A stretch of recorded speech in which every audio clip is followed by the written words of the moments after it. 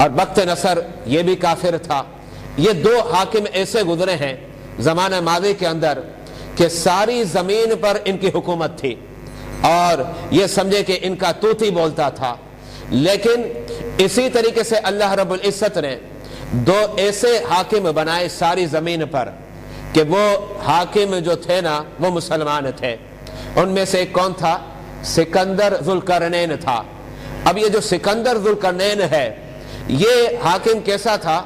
اس سے اللہ رب العزت نے ساری زمین کا حاکم بنایا، لیکن یاد رکھیے گا ابتداً وہ کم رقبے کا مالک تھا، وقت کے ساتھ ساتھ یعنی دھیرے دھیرے جو ہے اور زمینوں کا مالک بنتا گیا، یہاں تک کہ ساری زمین کا حاکم اور مالک بن گیا اور وہی کنگ اور بادشاہ کہلاتا تھا۔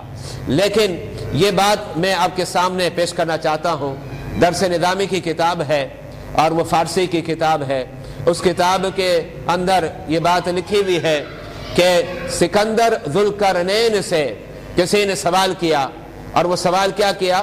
سوال یہ کیا، یہ بتائیں کہ آپ جو ساری زمین پر حاکم بنے ہیں اور ساری زمین کے بادشاہ اور کنگ بن گئے، اس کی وجہ کیا ہے؟ کیسے بنے؟ تو سکندر ذوالقرنین کہتے ہیں کہ میں اس طریقے سے حاکم بنا، اپنوں کو میں نے چھوڑا نہیں، یعنی اپنوں کے ساتھ اپنائیت کا اظہار تھا، اپنوں کو گلے سے لگایا اور سینے سے لگا کر رکھا ہے، ان کو تحائف دیتا، تحفے دیتا اور اس طریقے سے اپنا بنا کر رکھا تھا۔ انہیں تنہا نہیں چھوڑا تھا، اکیلے نہیں چھوڑا تھا، بلکہ انہیں اپنے دل سے اپنے سینے سے لگا کر میں نے رکھا تھا۔ لیکن پھر اس کے بعد اس سے سوال کیا اور کیا وجہ ہے؟ کہ دو وجہ تھی۔ فرمایا ایک وجہ تو یہ بنی اور دوسری وجہ یہ بنی کہ جو میرے دشمن تھے اور میرے مخالف تھے وہ میری مخالفتیں کرتے تھے اور میرے خلاف پروپیگنڈا کرتے تھے، اور ان کا ارادہ بد یہ تھا کہ وہ کسی طریقے سے مجھے گرا دیں اور جو ہے میری حکومت کا تختہ پلٹ جائے۔ لیکن میں نے کیا کیا؟ اپنے دشمنوں کو اتنا نوازا کہ وہ میرے احسان کے تلے دب گئے۔ تو فرمایا سکندر ذوالقرنین نے اور کیا بتایا کہ ساری زمین پر جو میری بادشاہت تھی اس کی دو وجہ بنی، اپنوں کو چھوڑا نہیں بلکہ سینے سے لگا کر رکھا، اور غیروں کو اتنا نواز دیا کہ وہ پھر غیر نہ رہے، بلکہ ایک وقت ایسا آ گیا کہ اب وہ بھی میرے گیت گاتے اور گن گاتے اور میرے بن گئے۔ یہ تو سکندر ذوالقرنین کی بات ہے، لیکن اب میں جس شخصیت کا نام لینا چاہ رہا ہوں وہ شخصیت کون ہے؟ وہ اللہ کے عظیم پیغمبر ہیں۔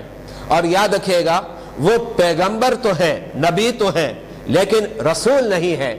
اور پیغمبر اور رسول کی جو یہ تعریف بیان کی جاتی ہے کہ جس کے پاس کتاب ہو اور وہ اللہ کا نبی ہے تو اسے کہا جاتا ہے کہ نبی بھی ہے اور رسول بھی ہے، پیغمبر بھی ہے اور رسول بھی ہے۔ اور جس کے پاس اللہ نے کتاب کو نازل نہیں فرمایا تو اس کے متعلق یہ کہا جاتا ہے کہ وہ پیغمبر اور نبی تو ہے لیکن انہیں رسالت نہیں ملی۔ ان کا کام یہ ہوتا ہے کہ اس سے پہلے جو کتاب نازل ہو گئی ماضی کے نبی پر، اسی کتاب کی وہ تبلیغ کرتے ہیں اور اسی کتاب کا جو پیغام ہے وہ عوام اور لوگوں کے درمیان اس کی تشہیر اور اسے پھیلاتے ہیں۔ تو حضرت سیدنا سلیمان علیہ السلام اللہ رب العزت کے بڑے عظیم پیغمبر ہے۔ اللہ رب العزت نے آپ کو کوئی کتاب نہیں عطا فرمائے، اس کا مطلب یہ ہوا کہ آپ نبی تو ہیں لیکن رسول نہیں ہے۔